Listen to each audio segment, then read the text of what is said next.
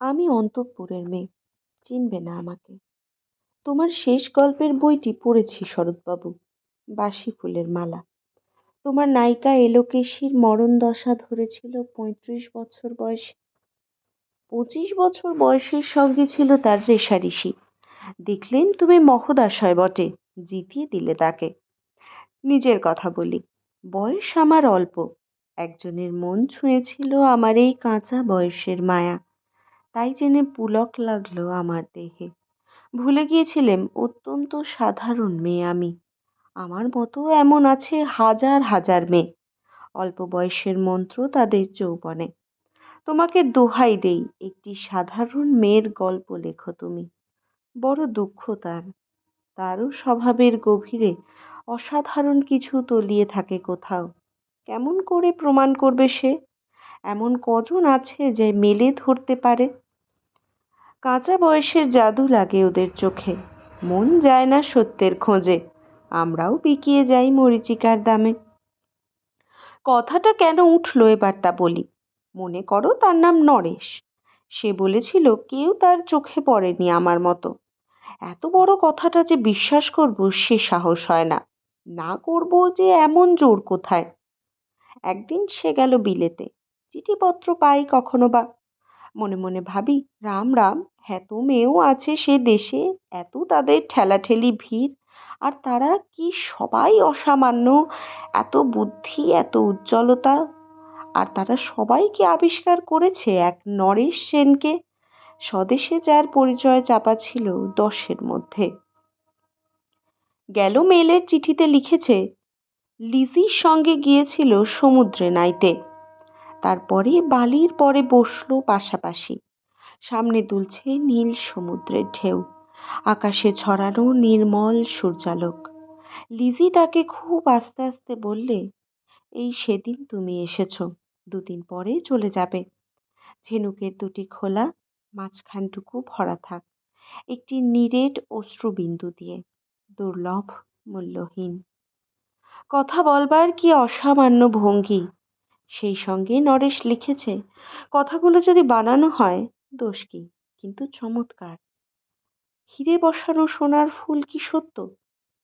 তবু কি সত্য নয়?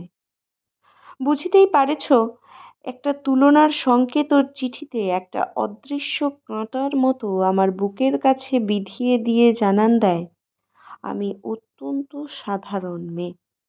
মূল্যবানকে পুরো মূল্য চুকিয়ে দেই, এমন ধন নেই আমার হাতে। ওগো, না হয় তাই হলো, না হয় ঋণী রইলেম চিরজীবন।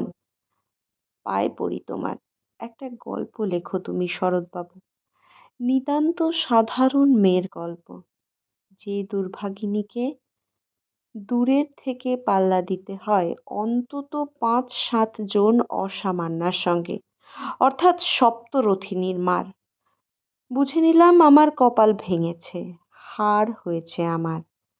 কিন্তু তুমি যার কথা লিখবে তাকে জিতিয়ে দিও আমার হয়ে। পড়তে পড়তে বুক যেন ফুলে ওঠে। ফুলচন্দন পড়ুক তোমার কলমের মুখে। তাকে নাম দিও মালতী। ওই নামটা আমার, ধরা পড়বার ভয় নেই।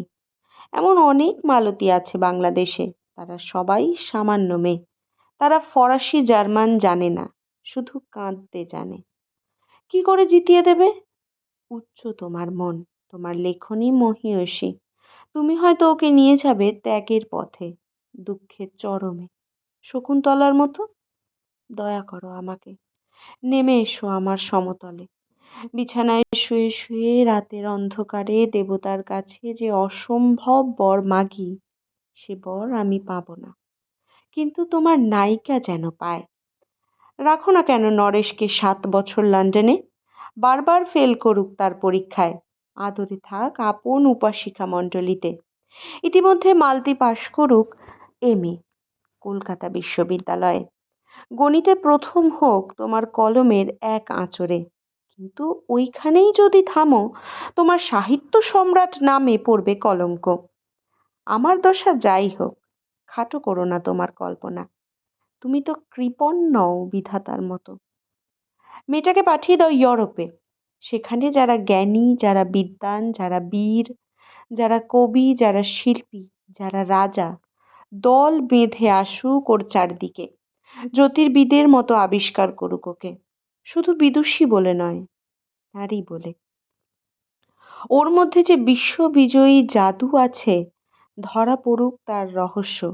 মূঢ়ের দেশে নয়, যে দেশে আছে সমজদার, আছে দরদি, আছে ইংরেজ, জার্মান, ফরাসি।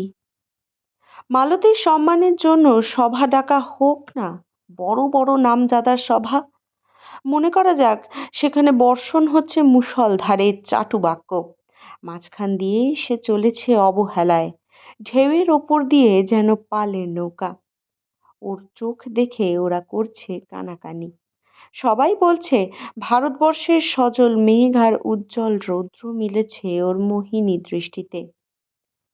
নরেশ এসে দাঁড়াক সেই কোণে, আর তার সেই অসামান্য মেয়ের দল। আর তারপরে তারপরে আমার নোটে শাকটি মুড়লো, স্বপ্ন আমার ফুরলো। হায় রে সামান্য মেয়ে, হায় রে বিধাতার শক্তির অপব্যয়।